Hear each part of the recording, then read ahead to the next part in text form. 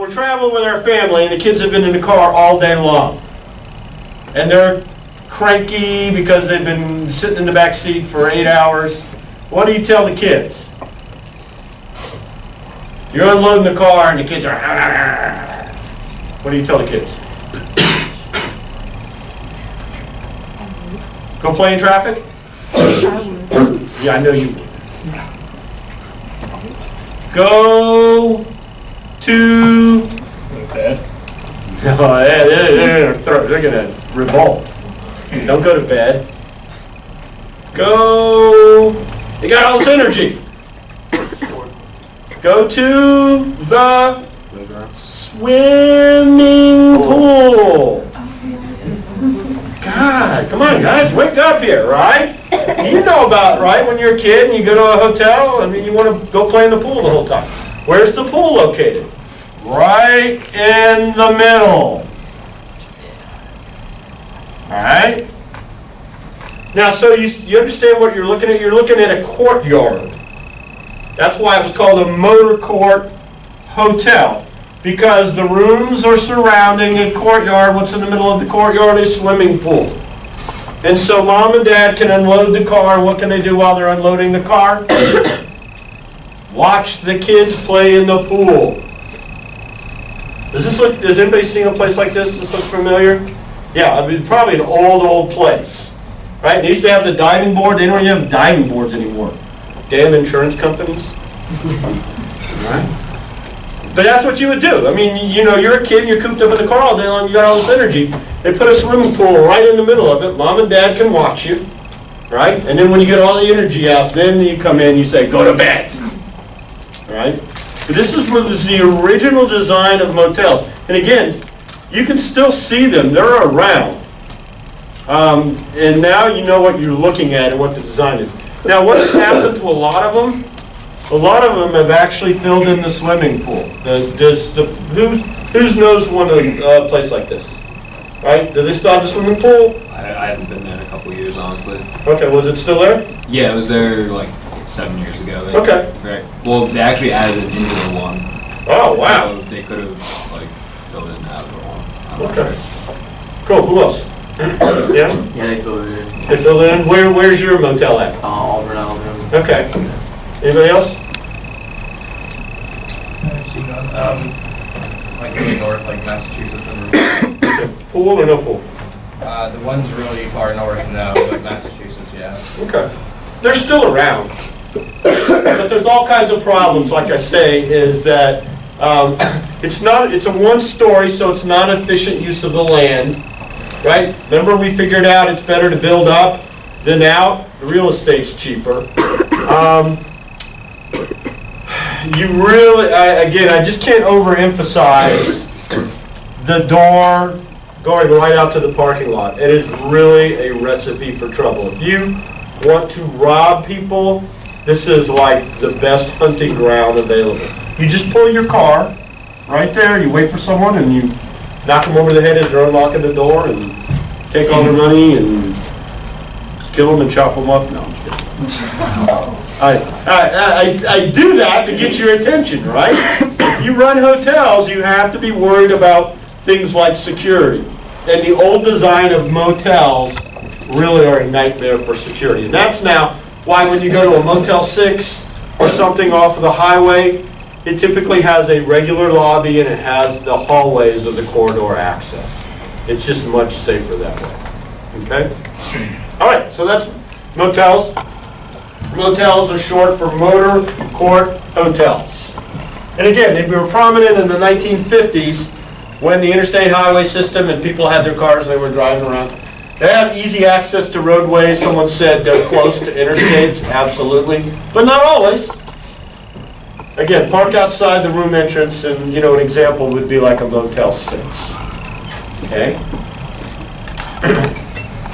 Sometimes these places turn into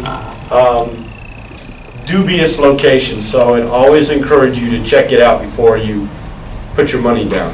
Could be a crack house or a, fill in the blank there. All right.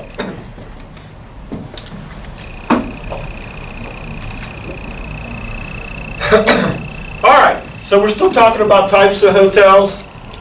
This one is the one most people want to stay in, and that's a luxury. Okay? It's the finest of accommodations, and of course, when we talk about luxury hotels, two names come up that automatically, Four Seasons, excellent, and the Ritz-Carlton. They're like Coke and Pepsi. Ritz-Carlton says we're the best, Four Seasons say they're the best. I think they're both great. I'm not, you know, it's like asking you like your mom or your dad better. I love them both. I love Ritz-Carlton and Four Seasons equally, just like mom and dad. Okay? Finest of accommodations. So, how do you know if it's a luxury hotel or a regular hotel? Huh? Yeah, you're actually pretty close.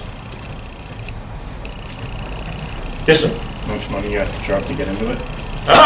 They are usually pretty expensive, but what's the dividing line? Over $100, over $200, over $300? I have no idea. Depends on the area. Yeah, it depends on the area. Service, like a limited service or a full service? Yeah, what's the difference between a nice Marriott hotel and a Ritz-Carlton? Like the amenities, Okay, what amenities? like spas or like restaurants inside the hotel. They both have restaurants inside. Concierge or 24-hour rooms. Yeah, I see you were smart enough to read the slide. I went too far on the slide, yeah. See, if you're a luxury hotel, you can't call yourself a luxury hotel unless you have a concierge. If you don't know what that is, don't worry, we're gonna cover it probably in the next week. And 24-hour room service. Remember I mentioned that 5-star? To get that 5th star, you have to have 24-hour room service? If you're not sure if you're a luxury hotel or not, you ask yourself, do we have a concierge and do we have 24-hour room service? 24-hour room service is not as big as having a concierge, or concierge, as they say in So, French. like with a 24-hour room service, can you call, like, you could literally call there at 3 in the morning and tell them you wanted, like, a full meal? Ice cream sundae, 3 o'clock in the morning. What if you wanted, like, steak? Yeah, absolutely, it's on the menu. Yeah, I know, that's pretty cool, isn't it? Yeah. Yeah, you come in at 3 a.m. and say, man, I want medium rare steak. They will get it right to you. Of course, you'll have to pay about $80, but hey, if you want a steak and you got the money, it's there. Okay?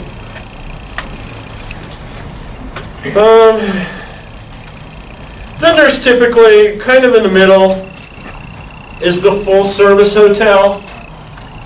Okay, full-service hotels are that step below luxury. And I typically think of like just a Marriott hotel or a Hilton hotel or a Sheraton hotel.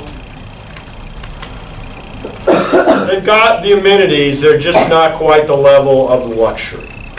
They have room service, not 24 hours. Some of them have a concierge. You know, some of them have spas. And they really, for the longest time, were the backbone of the hotel industry. This is typically they're typically business-oriented. Business travelers look for these. Most business travelers are not going to stay at a Motel 6 or a Days Inn. Right? The rates are typically higher than those other ones, but they don't care because the company's paying for it. Multiple food and beverage outlets, and they figured out really quick the way to make sure that you got business year-round is to build meeting and convention facilities. Large banquet rooms where they can hold groups, either business or association. Okay? Most of them have a chain representation, which is to say they have they're affiliated with Sheraton or Marriott for various reasons.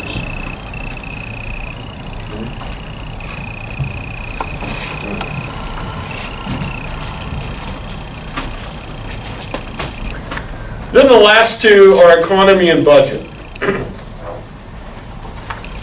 Economy is a step below full service, and then you go all the way down to budget, which is your Motel 6 Super 8. Okay. Don't worry about that. Let's see here.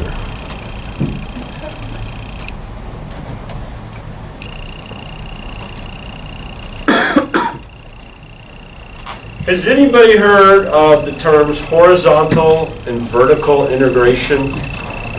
Yep, where'd you hear it? What class? Economics. Economics. Well, can you just tell me in your own words what it is, you remember? Vertical is when you own like all the steps in an industry. Like if it were meat, it would be like you own the cattle farm, and you own the production facility, and you own the restaurant. And horizontal would be you own like all of one step. So you Excellent. own all of the cattle or something like that. I'm glad you paid attention. You're exactly right. And it's usually in terms, when we talk of vertical and horizontal integration, we usually talk in terms of distribution.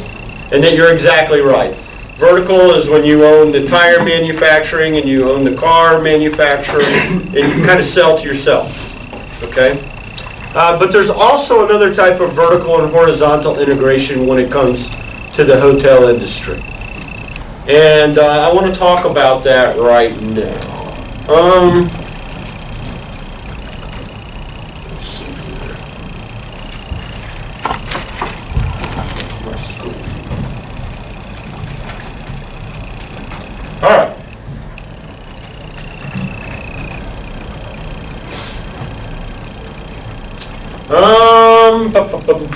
What's your name? Dylan. Dylan. What's your last name? Burke. Okay, Dylan, you're now Dylan Marriott. You were born into the Marriott family and they turned the business over to you, okay? And let's pretend you were born, I don't know, about 50 years ago. And so you run the Marriott empire, okay? And you know the different levels of hotels, right? What's the top of the food chain? Anybody can answer this, not just Dylan. Luxury, followed by? Full service, excellent. Followed by? Okay, economy. Economy. Followed by? Budget. I'm going to sneak one more in on you, okay? We call this limited service. And it's in between economy and budget.